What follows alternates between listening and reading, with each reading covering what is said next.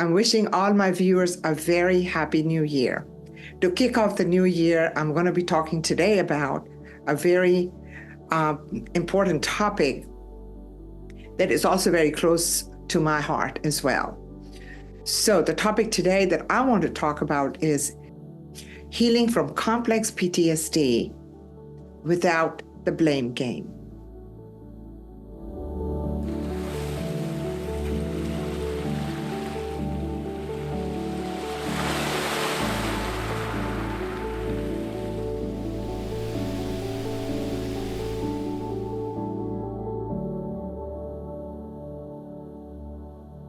When we are blaming our parents or our caregivers or our grandparents or whoever was responsible in raising us, we tend to blame them.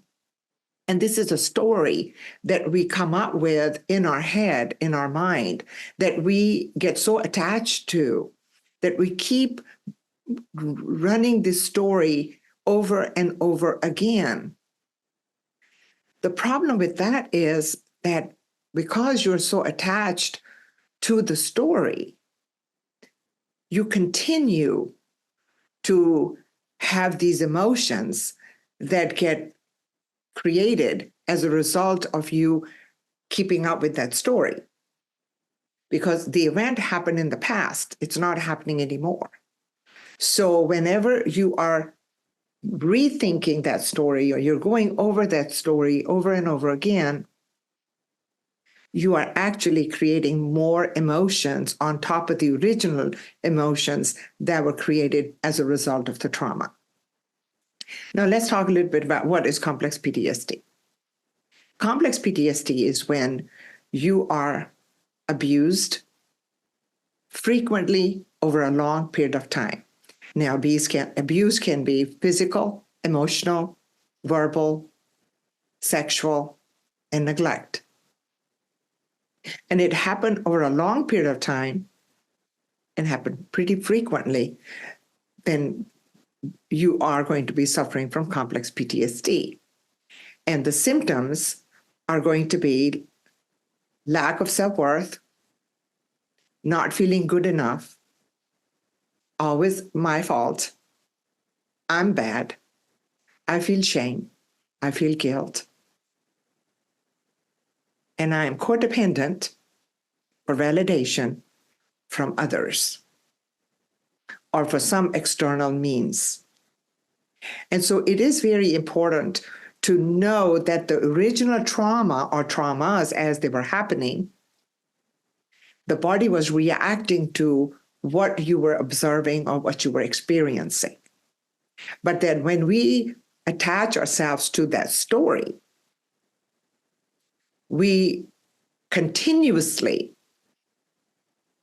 are having the body react to the story that you're going over and over again. And so now you've got more emotions packed on top of the original emotions that were generated as a result of the original trauma.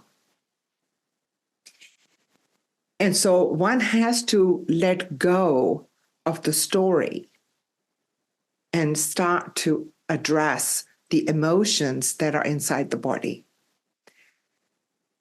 It's not going to be very helpful to keep repeating that story even in your mind, or blaming that, and even confronting the parents or the caregivers, or continuing to have this anger and resentment towards them, because it's not going to help you heal from that trauma.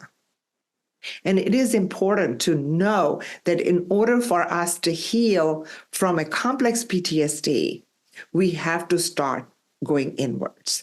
We have to start looking at these feelings, identifying them, and then releasing them.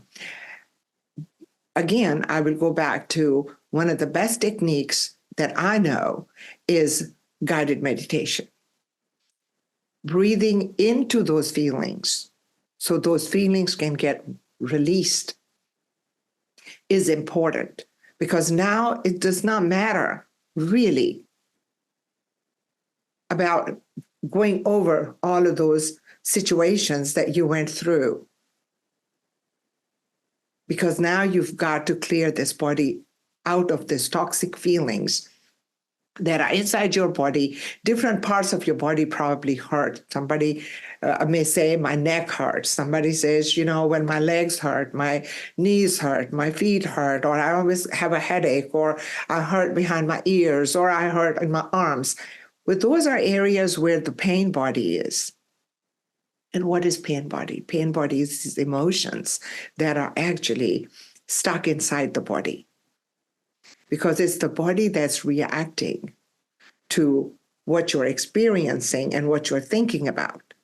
Now, one must remember that back in the day, the parents were being told to parent your child in this way. For example, time out. When the child is crying, or if the child is upset, or if they're misbehaving, or if they are too active or too unable to sit still, go ahead and give them time out or punish them, or put them in their room by themselves. And that actually affects their attachment style. So that was not a good recommendation at all. Because when the child is upset and the child is crying, parent needs to go and comfort them, pick them up, nurture them, love them, hold them, make them feel that they are safe and secure. But the parents in the old generation, I would say anyone that was born before the 80s, or before even the 70s, the 60s and the 50s, they grew up being taught to raise your child, you need to be very strict. Don't show too many emotions towards them. Keep them at arm's length so they are afraid of you. Being very domineering and very controlling and very authoritarian. That was the message that was given to the parents. And so they just followed that guidance. Unfortunately, it was not the good guidance. If anything, it affected the children. And as we see today, suffering from trauma and very angry with their parents or their caregivers or their grandparents. And they did what they did with the information that they had, the knowledge that they had, and the level of consciousness that they had. So at some level, once you've cleared these feelings and you are feeling lighter, you can forgive, let go, and hopefully you can have a better relationship with your parents, including them in your life, and you including, and they including you in their life, because families, it's better when the families are intact. It's good for you to feel you have a sense of belonging. And it feels good for the parents to know that, yes, they may have made a mistake, or they did make a mistake, but that the family as a whole is starting to heal. Hopefully, healing. Some parents don't seem to see that. And they don't seem to think that they contributed anything to their child's suffering. And that's very unfortunate that that happens, but it does happen. And in that case, you can offer them some guidance in maybe looking for a therapist and talking to someone, so they can get a third party to help them realize or recognize their part in what happened to their child. But blaming is not going to help you with the healing. And I often hear this, even with the sessions that I have with the clients, very angry with their parents, not wanting to have anything to do with them. And if they do, they keep it at arm's length. It's like a punishment, a form of punishment to the parents, without recognizing that they may have done what they did.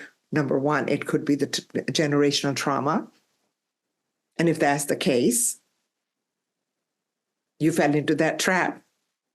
Or it could be that they learned this through listening to different experts in the field at the time, and I wouldn't name anyone in this video, but the ones that said be very authoritarian, very strict, and do not show your emotions.